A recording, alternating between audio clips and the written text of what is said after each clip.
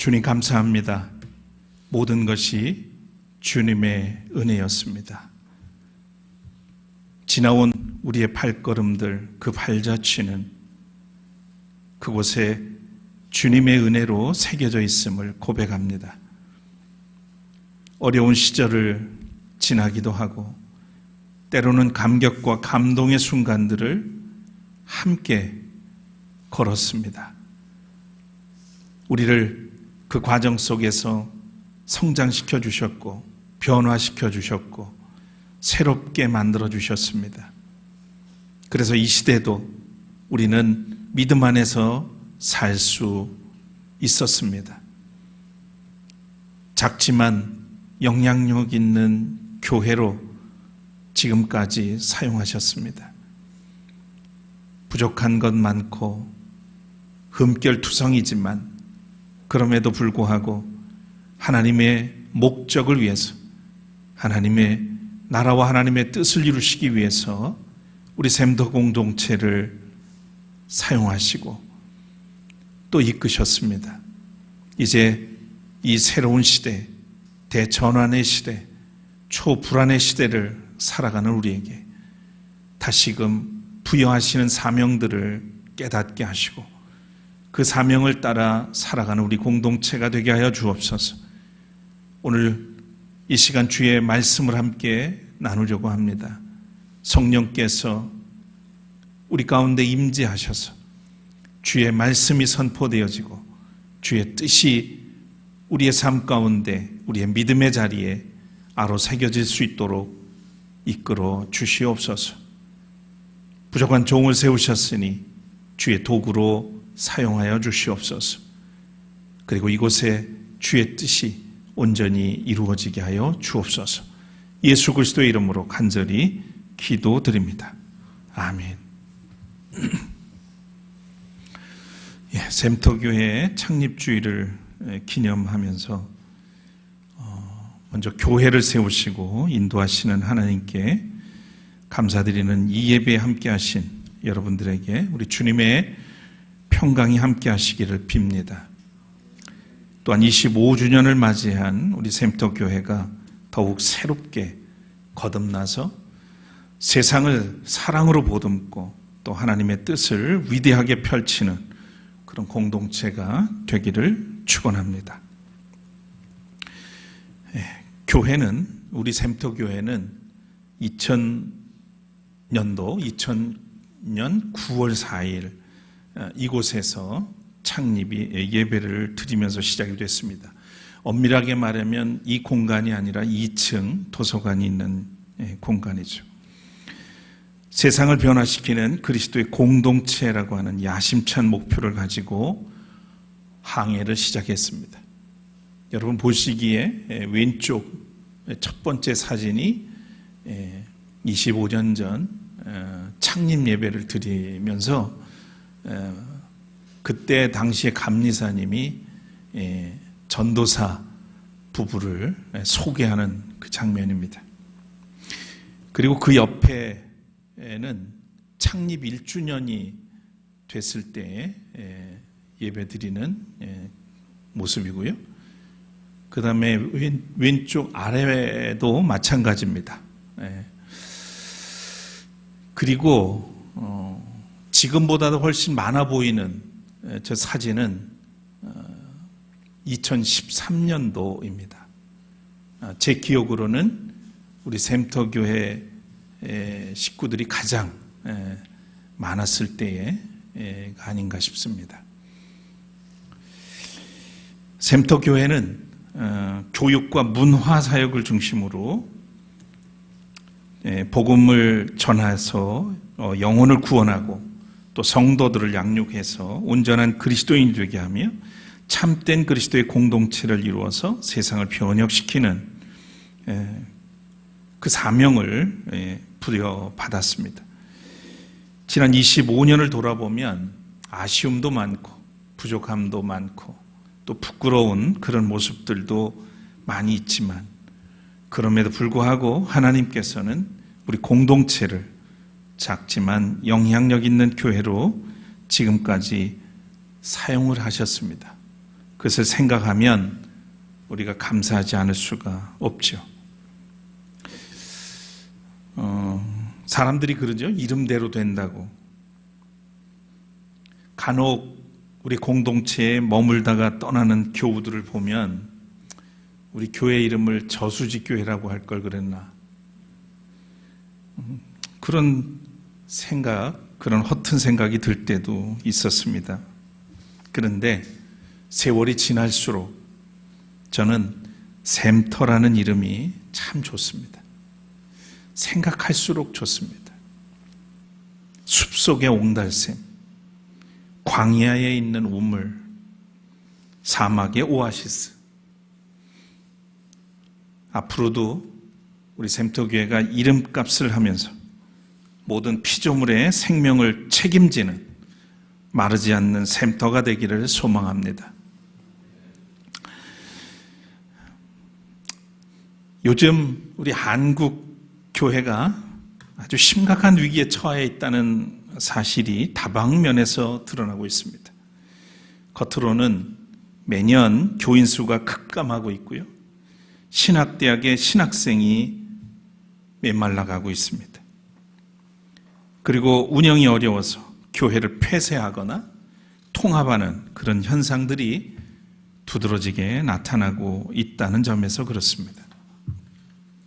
그런데 더욱 참담한 현실은 교회는 아직도 많이 있는데 안으로 부패해서 세상으로부터 외면당하고 있다는 겁니다. 사회적 약자 편에 서기보다 권력과 돈을 따라 줄을 선 교회 지도자들의 모습. 요즘 온갖 권력형 비리에 연루된 사람들이 목사, 장로, 안수집사들이라는 사실이 이젠 더 이상 놀랍지도 않다는 겁니다. 하도 많아서. 이들은 자기 이익을 위해서라면 사회 질서를 어지럽히는 이단과 극우 세력과도 손을 잡는 불의하고 부정한 무리들입니다. 복음의 진리를 왜곡하고 예수를 대적하는 자들로 전락한 그런 모습들이죠. 이들은 어쩌면 신앙을 욕망의 수단으로 여기고 교회를 출세의 통로로 삼고 있는 것이 아닌가 의심하게 됩니다. 그 어디에서도 그리스도의 제자의 모습은 찾아볼 수가 없습니다. 주님은 너희는 세상의 소금과 빛이 되라 이렇게 말씀하셨지만 점점 맛을 잃고 빛도 잃어가고 있는 모습이 역력합니다.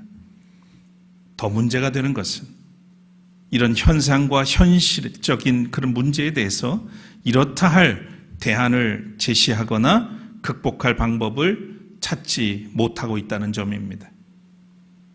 인간의 위기는 하나님의 기회라는 말이 있죠. 정말 그랬으면 좋겠습니다.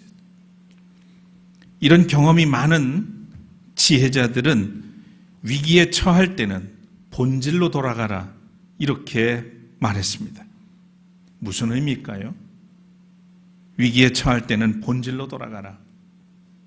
무슨 의미입니까?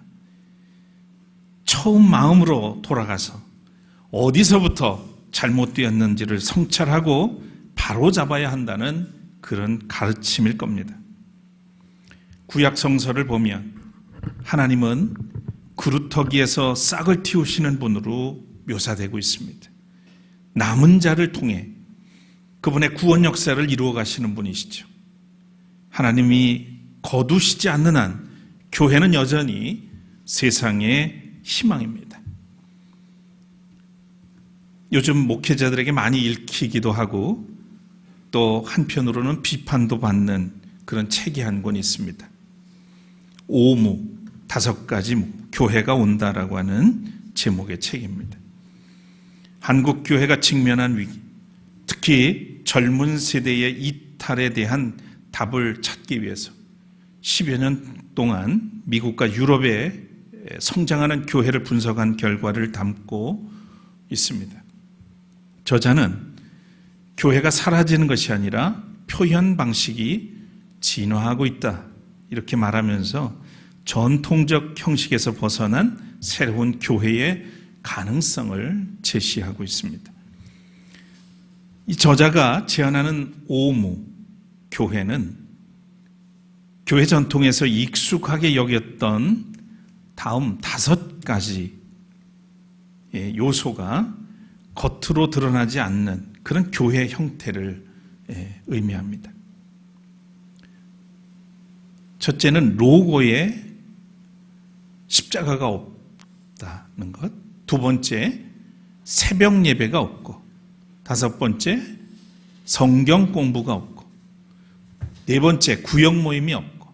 다섯 번째, 장로 직분이 없다라고 하는 거죠.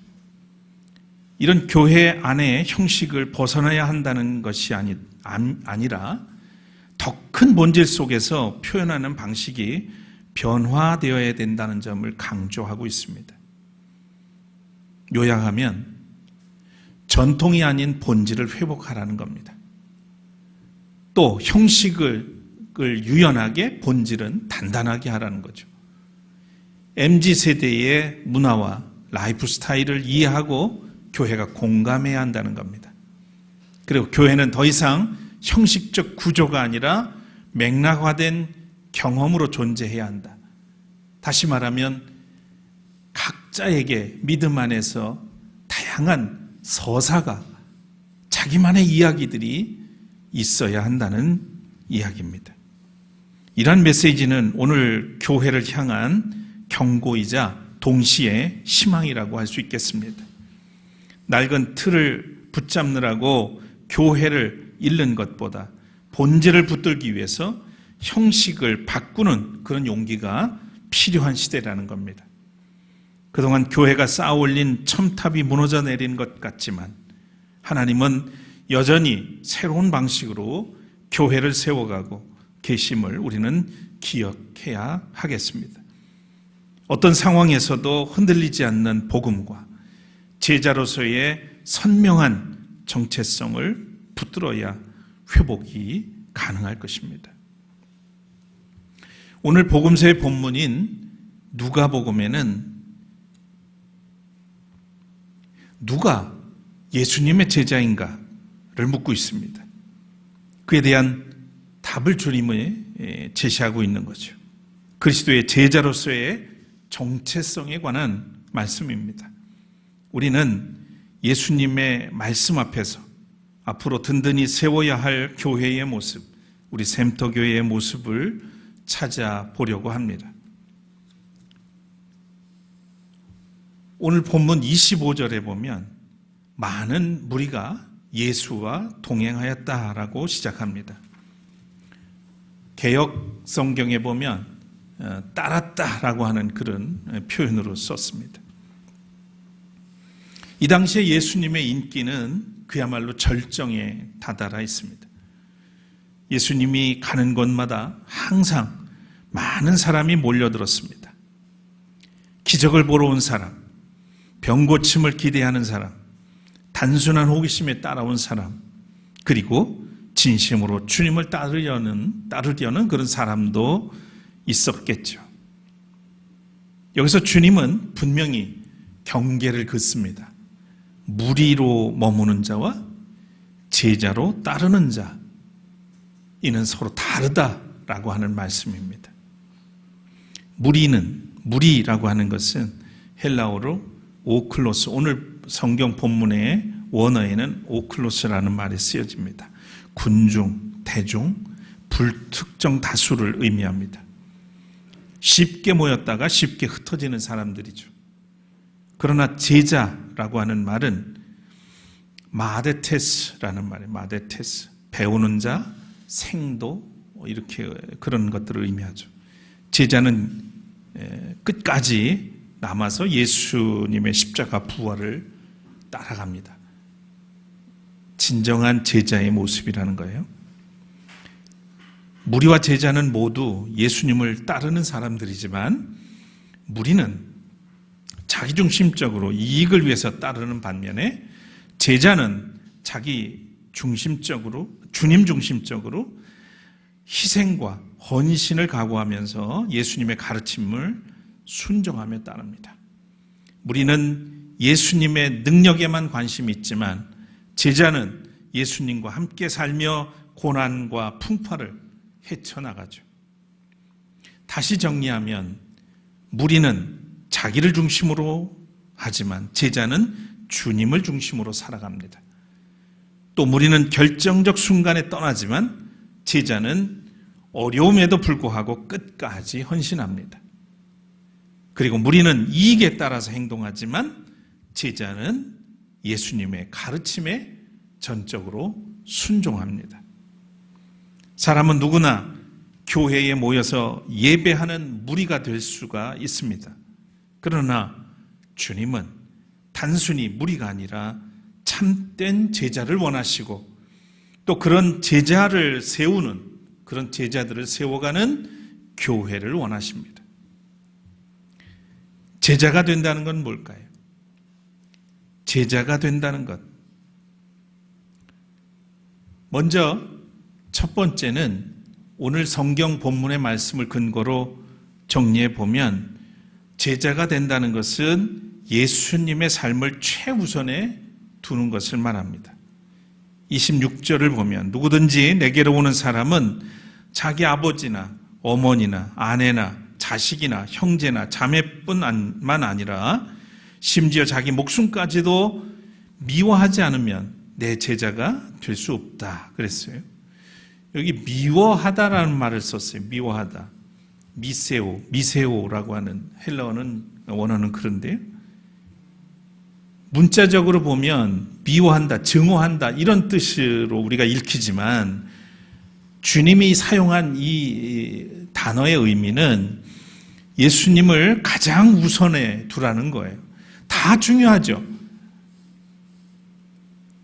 부모도 중요하고 자녀도 중요하고 형제와 자매도 다 중요합니다. 하물며 우리의 목숨이 얼마나 중요해요. 그런데 이보다도 더 중요한 분이 계시다. 바로 예수. 그분이 다 중요한데 그 중에서도 우리가 생명처럼 목숨처럼 여겨야 할 분, 가장 먼저 우선순위에 둘 분이 바로 예수라고 하는 거예요. 그렇지 않고는 내 제자가 될 수 없다. 그래. 본문에 보시면 내 제자라는 말이 들어있어요. 내 제자. 그러니까 예수님을 목숨처럼 여기지 못하면 어떻게 제자가 될 수 있겠어요? 가족보다 생명보다 주님을 더 사랑해야 한다는 말씀입니다. 여러분 초대교회 성도들이 로마 황제 숭배를 거절하고 주님만이 나의 키리오스 주님이라고 고백했다가 목이 날아갔습니다. 모든 것을 잃었죠. 순교를 했습니다. 그들은 가족의 만류, 사회적 손해, 심지어 생명보다도 자기 생명보다도 주님을 더 사랑한 사람들이죠. 이것이 제자의 모습입니다. 가깝게는 일제강점기 때 신사 참배를 거부하다가 순교한 우리의 신앙의 선배들도 있습니다. 지금의 내 안위보다 더 중요한 것이 주님이고 주님의 가르치심이고 복음이라는 그것 때문에 자기 생명도 내어놓을 수 있는 그런 사람이 주님의 제자라는 겁니다. 이 시대를 사는 우리도 주님의 참된 제자로 살 수 있을까? 신앙의 양심과 세상의 이익이 충돌할 때 우리는 무엇을 더 사랑하는가? 한번 생각해 봐야겠습니다. 모든 상황 속에서 스승 되시는 주님의 뜻을 따르는 사람만이 내 제자라고 주님은 일컫습니다. 제자가 된다는 것은 두 번째로 자기 십자가를 지는 삶입니다. 27절에 보면 누구든지 자기 십자가를 지고 나를 따라오지 않으면 내 제자가 될 수 없다 말씀하셨어요. 십자가는 고난과 죽음의 상징이었습니다. 그래서 당시에 이 많은 무리들은 십자가의 의미를 누구보다도 현실적으로 잘 알았습니다. 그래서 제자가 된다는 것은 안락한 영광의 길이 아니라 때로는 손해와 희생을 감수하는 길을 기꺼이 따르는 것, 그것이 제자가 된다는 의미입니다. 20세기 초 중국의 선교사 허드슨 테일러가 이런 말을 했습니다. 예수님은 우리에게 제일 좋은 것과 마지막 것 전부를 요구하신다. 제자가 된다는 것은 나의 편안함을 내려놓고 주님께서 원하신 길을 끝까지 걷는 겁니다. 부분이 아니라 주님이 제자가 된다는 것은 나의 전부를 그분의 것으로 삼고 드리는 거죠. 그리고 끝까지 그것이 고난의 길인 줄 알면서도 결국 주님이 따라 가신 길이고 그 길이 영광의 길이고 그 길이 생명의 길이라는 그런 믿음을 가지고 또 주님이 함께 하신다는 그 믿음을 가지고 십자가를 지고 가는 삶, 이게 제자의 길이라는 겁니다. 세 번째로 주님의 제자가 된다는 것은 확실하게 준비해서 끝까지 따르는 삶이라고 가르쳐 주십니다. 오늘 본문에 보면 두 가지 예화가 나옵니다. 예수님은 망대를 세우는 사람에 대한 얘기를 하시고 또 전쟁을 준비하는 임금에 관한 이야기를 하셨습니다. 이것은 제자의 길은 가볍게 시작했다가 중도에 포기할 수 있는 그런 길이 아니라는 것, 끝까지 처음부터 준비를 잘해서 끝까지 가야 한다는 것을 의미합니다. 오늘날 많은 사람들이 교회를 다니지만 끝까지 주님의 제자로 남는 사람은 많지 않습니다. 정말 명망이 있고 훌륭한 목회를 하던 목회자가 어느 날 예기치 않은 그런 문제들로 추락하는 모습들을 우리는 종종 봅니다. 덕망 있는 또 장로님이 믿음의 길을 잘 가다가 많은 분들이 흠모할 정도로 그렇게 신실하게 살다가 비리에 연루돼서 무너지는 그런 모습들. 그래서 신앙도 그분이 진짜 신실한 믿음의 사람이었고 신실한 제자였는지는 죽을 때까지 가봐야 알아요. 장례식장에 가봐야 합니다. 교회에서 멀쩡한 모습으로 행세를 하지만 뒤로는 온갖 부조리한 일들을 저지르고 있는 교인들이 얼마나 많은지 모릅니다. 그래서 교회에 욕되게 하고 하나님의 이름을 망령되게 만드는, 그리고 교회의 선교를 가로막는, 성령을 거스르는 그런 일들이 얼마나 많습니까? 신앙은 일시적 열정이 아니라 평생의 결단과 지속적인 헌신입니다. 자, 그러면 교회의 사명은 뭘까요?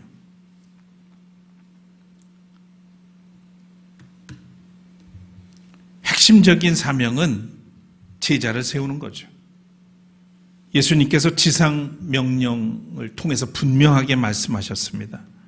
마태복음 28장 19절에 우리 한번 화면에 말씀을 같이 한번 읽으실까요? 그러므로 너희는 가서 모든 민족을 제자로 삼아서 아버지, 아들과 성령의 이름으로 세례를 주고 내가 너희에게 명령한 모든 것을 그들에게 가르쳐 지키게 하여라. 교회의 본질적인 사명은 단순히 신자를 모으는 것이 아니라 제자를 세우는 것입니다. 교회는 단순히 예배당에 숫자를 채우는 곳이 아니라 그리스도의 제자의 삶을 훈련하는 그런 공동체여야 한다는 겁니다. 교회는 예수님의 성품을 닮아가는 훈련의 장이요, 섬김과 사랑을 실습하는 학교입니다. 그리스도의 제자가 없는 교회는 소금이 맛을 잃은 것과 같습니다.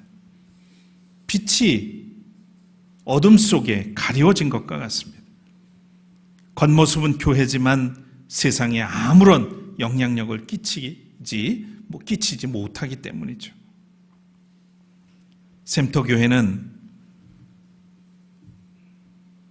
우리는 이 길을 가야 한다고 해서 여기까지 왔는데 요즘 신학자들은, 목회 신학자들은 이런 우리 같은 교회를 선교적 교회라고 부르기 시작했습니다. 선교적 교회.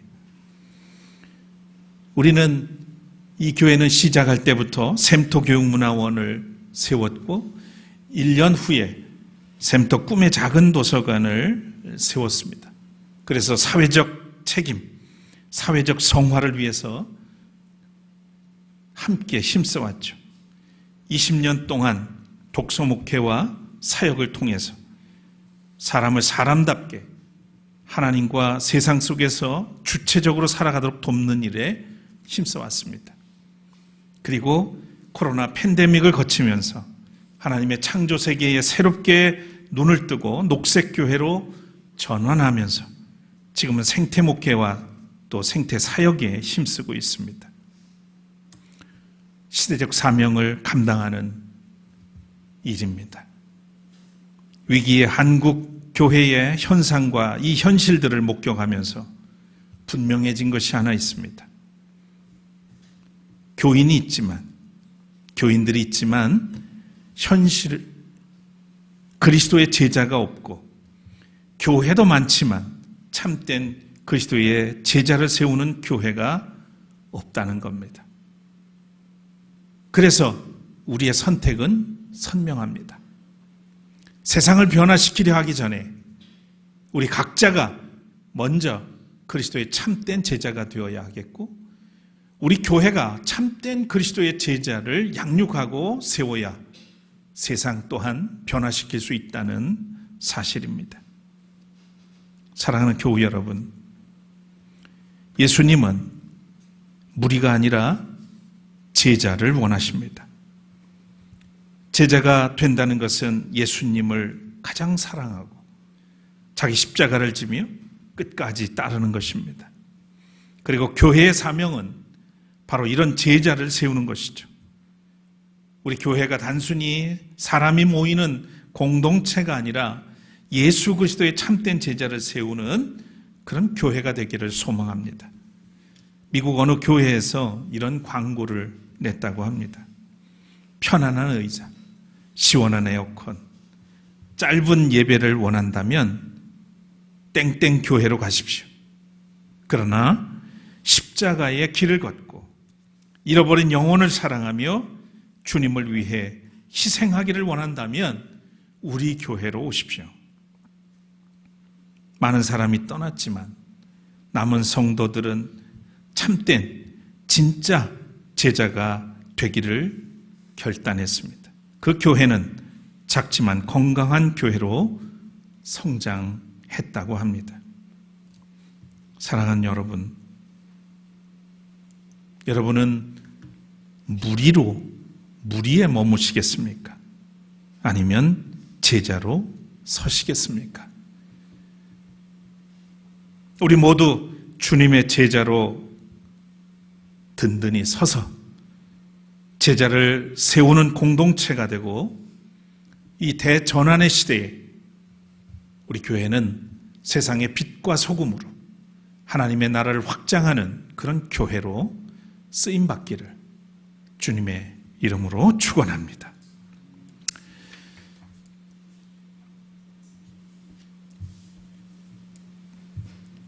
거듭의 기도 드리기 전에 우리가 교회입니다라고 하는 찬양을 함께 할 텐데요.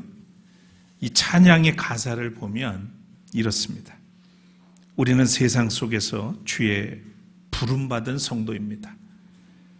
어두운 세상 속의 빛으로 부르셨네. 우리는 주님의 성도입니다. 우리는 주의 자녀입니다. 세상 속에서나 가정에서도 우리는 변함없이 주의 자녀입니다. 우리는 주님의 자녀입니다.